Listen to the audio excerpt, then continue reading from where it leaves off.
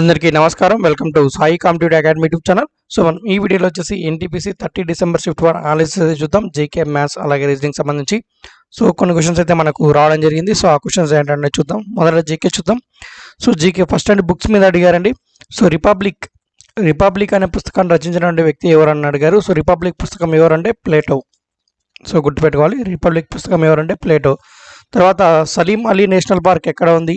Salim Ali national park ఎక్కడండి? Jammu and Kashmir. So national parks మీద వచ్చాయి. సో ఇంకా మనం చూసుకున్నట్టయితే Zojila pass. So Zojila pass మీద కూడా బిట్ పడింది. సో ఎగ్జాక్ట్ బిట్ తెలియదు కానీ జోజిలా పాస్ దేని కనెక్ట్ చేస్తుందని అడిగినట్టు కొంతమంది చెప్తున్నారు. సో ఇది వచ్చేసి లడఖ్ జమ్మూ కాశ్మీర్ ఏదైతే ఉందో సో ఆ యొక్క రెండు ప్రాంతాలను అయితే ఇది కలుపుకోవడం జరుగుతుంది, జోజిలా పాస్.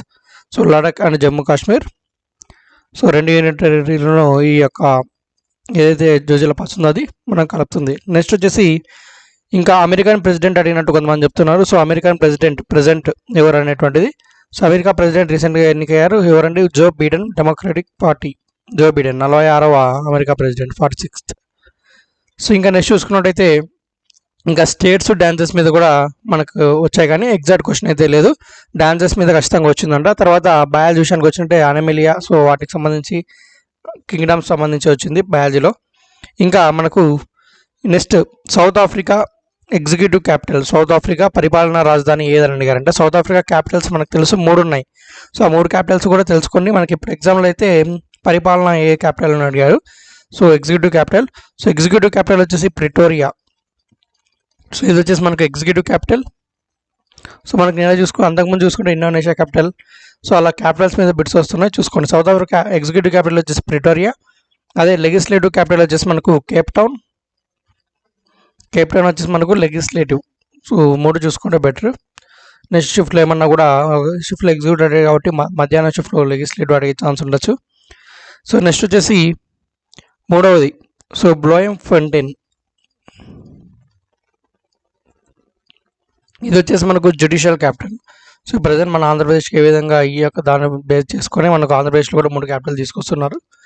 సో సేమ్ కాబట్టి మనకి ఇక్కడ ఎగ్జామ్స్లో మన ఆంధ్రప్రదేశ్లో ఇలాంటి పరిస్థితి నెలకొంది కాబట్టి ఈ ఇష్యూ.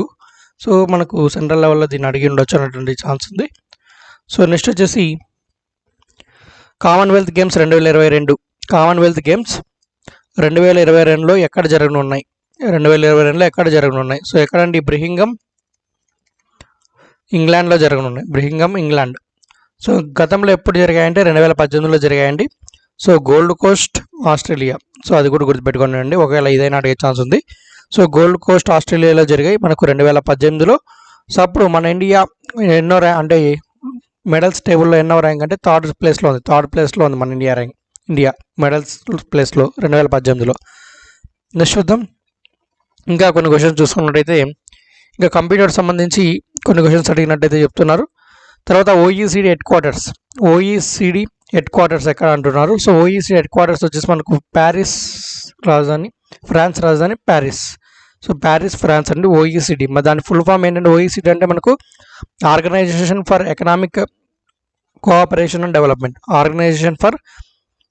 రాస్తాను చూడండి, organisation for economic cooperation and development.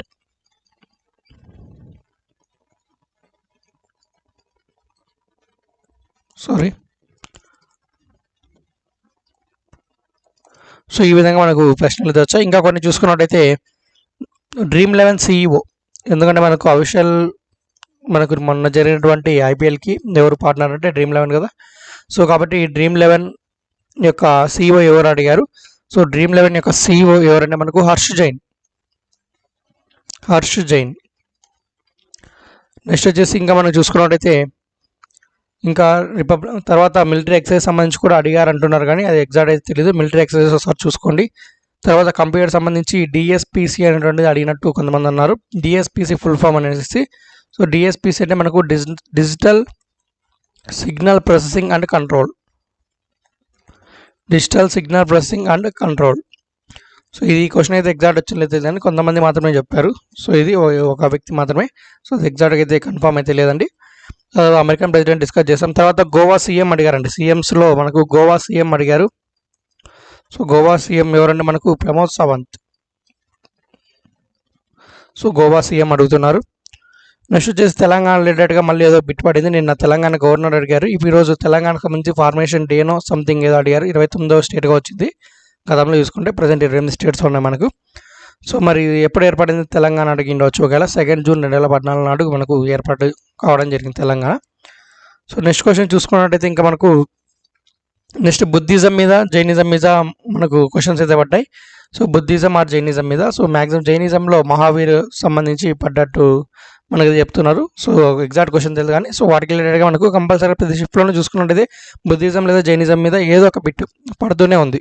So కాబట్టి మీరు బుద్ధిజం జైనిజం గురించి టోటల్ ఇన్ఫర్మేషన్ బాగా చదువుకోండి. తర్వాత ఇస్రో రిలేటెడ్గా మనకు శాటిలైట్స్ లాంచింగ్ సంబంధించి ఇస్రో శాటిలైట్ సంబంధించి అడిగారు. సో అది లేటెస్ట్ది అడిగారో రీసెంట్గా లాంచ్ చేసినది లేదంటే 2019లో జరిగినటువంటి ఇస్రో మిషన్స్ ఏవైతే ఉంటాయో వాటి మీద ఏదో పడింది. సో మొత్తానికి ఇస్రో శాటిలైట్స్ మీద ఒక క్వశ్చన్ అయితే వచ్చింది. కాబట్టి మనకు ఖచ్చితంగా కూడా ఇస్రోకి సంబంధించి ఇస్రో మనకు ఏవైతే శాటిలైట్స్ పంపించుంటుందో సో ఆ శాటిలైట్స్ అన్నీ కూడా మీరు చదువుకోవాలి. తర్వాత 1912 కాలంలో మన భారతదేశ వైస్రాయ్ ఎవరని అడిగారు. సో ఎవరండి? Lord Hardinge. సో ఎందుకు అడిగారు అప్పుడు?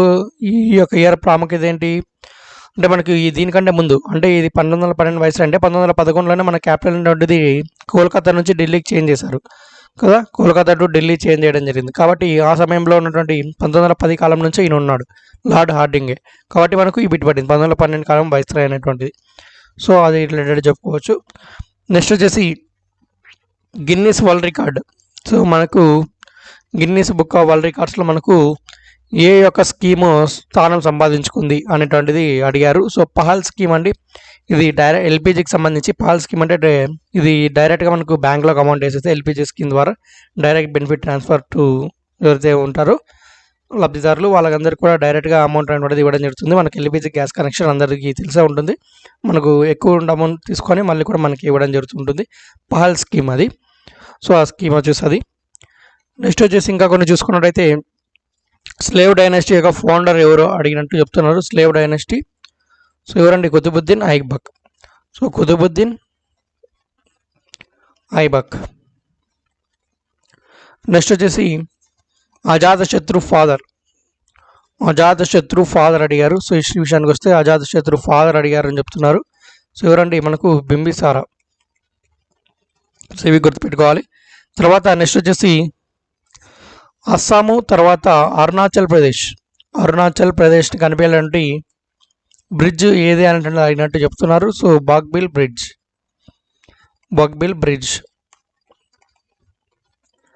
సో నెక్స్ట్ ఇంకా మనకు చూసుకున్నట్లయితే ఇవి మనకు ఉన్నటువంటి కొన్ని ముఖ్యమైనటువంటి ప్రశ్నలు. సో తర్వాత ఇండియాస్ ఫస్ట్ న్యూక్లియర్ రియాక్టర్ ఏది అడిగినట్టు కొంతమంది చెప్పారు. So India's first nuclear reactor. So ఇందులో కొన్ని ఎగ్జాక్ట్ క్వశ్చన్స్ ఉంటాయి, కొన్ని దాటికి రిలేటెడ్ ఉన్నటువంటి క్వశ్చన్స్ ఉంటాయి. ఎగ్జాక్ట్ క్వశ్చన్స్ అనేది చెప్పలేము, వాటికి రిలేటెడ్ ఉన్నటువంటి కూడా ఉంటాయి. ఇండియాస్ ఫస్ట్ న్యూక్లియర్ రియాక్టర్ ఏంటి అనేటువంటిది మనకు ప్రశ్న ఏంటంటే మనకు అప్సరా. సో మన ఆసియాలోనే ఫస్ట్ది అని చెప్పుకోవచ్చు అప్సరా. సో ఇవన్నీ మనకు ఈ యొక్క జీకేకి సంబంధించిన వచ్చినటువంటి క్వశ్చన్స్ అయితే. తర్వాత ఇంకొకటి ముఖ్యమైనటువంటిది సో నీఫా వైరస్ మన భారతదేశంలో మొట్టమొదట ఏ రాష్ట్రంలో చూసాం మనం? నీఫా వైరస్ ఏ స్టేట్ అని ఇచ్చారు? సో కేరళ. నీఫా వైరస్ స్టేట్ అడిగారు కేరళ. సో ఇది ఇంతే మనకు జీకేకి సంబంధించి వచ్చిన క్వశ్చన్స్. ఇంకా మ్యాథ్స్ సంబంధించి కూడా ప్రాఫిట్ అండ్ లాస్ మీద ఒక 2 క్వశ్చన్లు వచ్చాయి. తర్వాత ఎక్కువగా బాడ్ మాస్ మీద అడుగుతున్నాడు. బాడ్ మాస్ మీద ఆల్మోస్ట్ క్యాలిక్యులేట్ చేసే విధంగానే 3 క్వశ్చన్లు ఉన్నాయంట. తర్వాత ఇంకా జామెట్రీలో పెంటాగాన్ రిలేటెడ్గా క్వశ్చన్ అయితే ఒకటి రావడం జరిగింది. ఇంకా మనకు రీజనింగ్లో ఖచ్చితంగా కూడా మనకు బ్లడ్ రిలేషన్స్ మీద క్వశ్చన్ వస్తుంది. తర్వాత నెంబర్ సిరీస్ మీద వస్తుంది. సో నెంబర్ సిరీస్ మీద ఒక క్వశ్చన్ అయితే మన దగ్గర ఉంది. 6, 12, 20, 30, 42 క్వశ్చన్ మార్క్. సో ఇక్కడ చూసుకున్నట్లయితే 6, 12కి డిఫరెన్స్ ఎంతండి? 6, 12, 20కి డిఫరెన్స్ 8, 20, 30కి డిఫరెన్స్ 10, తర్వాత 30కి 12, 42కి డిఫరెన్స్ ఎంతండి? 12. సో ఇప్పుడు చూసుకుంటే 6, 8, 10, 12 మనకు అన్ని కూడా 2 ఇంక్రీజ్ అవుతూ వస్తున్నాయి. 12 తర్వాత ఏం రావాలి? 14. 42, 14 ఎంతండి? 56. సో కాబట్టి మనకు కావాల్సినటువంటి ఆన్సర్ కూడా ఎంత ఉంటుంది? ఖచ్చితంగా కూడా మనకు 56 వస్తుంది. ఇక్కడ 56. ఇంకొకటి కూడా నెంబర్ సిరీస్ వచ్చింది. సో 1, 9, 25, తర్వాత 49, 81 డాష్ చూసుకున్నట్టు ఇదేంటి? 1 స్క్వేర్ 1, ఇది 3 స్క్వేర్, ఇది 5 స్క్వేర్. తర్వాత 7 స్క్వేర్ 9 స్క్వేర్. ఇక్కడ చూసుకుంటే అన్నీ కూడా ఆడ్ డిజిట్స్, ఏవైతే ఆడ్ నెంబర్స్ ఉన్నాయో వాటి యొక్క స్క్వేర్స్ అడుగుతున్నాడు. 1 3 5 7 9. 9 తర్వాత వచ్చి ఆడ్ నెంబర్ ఏంటంటే 11 కదా. 11 స్క్వేర్ ఏమవుతుంది 121. సో ఇది మనకు వచ్చిన ప్రశ్న.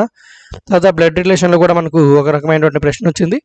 సో బిఏకి సంబంధించి వాళ్ళిద్దరు కూడా సో ఏంటంటే ఏ వచ్చేసి బి యొక్క సోదరుడు అంట, మరి బి యొక్క నాన్న. సో మన తర్వాత సి యొక్క నాన్న వచ్చేసి బి అంట, అలాగే ఏ యొక్క వైఫ్ వచ్చేసి డి అన్నారు.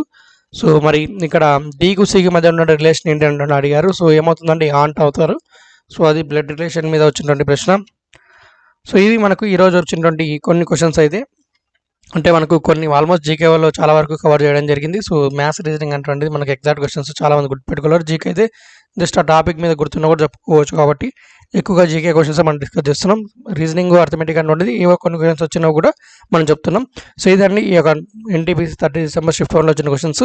ఇంకా ఈ షిఫ్ట్లో ఏమైనా క్వశ్చన్స్ మిస్ అయితే నెక్స్ట్ వీడియోలో చేసేటప్పుడు, అంటే నెక్స్ట్ షిఫ్ట్ వీడియోలో కవర్ చేయడం జరుగుతుంది. సో ఇంకా మన దగ్గరికి ఏమైనా కూడా క్వశ్చన్స్ వచ్చినట్టయితే. సో ఇదండి. సో మరి వీడియో నచ్చితే తప్పకుండా లైక్ చేయండి. అలాగే ప్రతిరోజు ఇలా ఎన్టీపీసీ డైలీ అనాలిసిస్ కోసం మీకు ఖచ్చితంగా కూడా మీరు మన ఛానల్ అయితే సబ్స్క్రైబ్ చేసుకోండి. ఓకే, ఇలాంటి మరిన్ని అప్డేట్స్ మళ్ళీ కలుద్దాం. అందరికీ సెలవు. జై హింద్.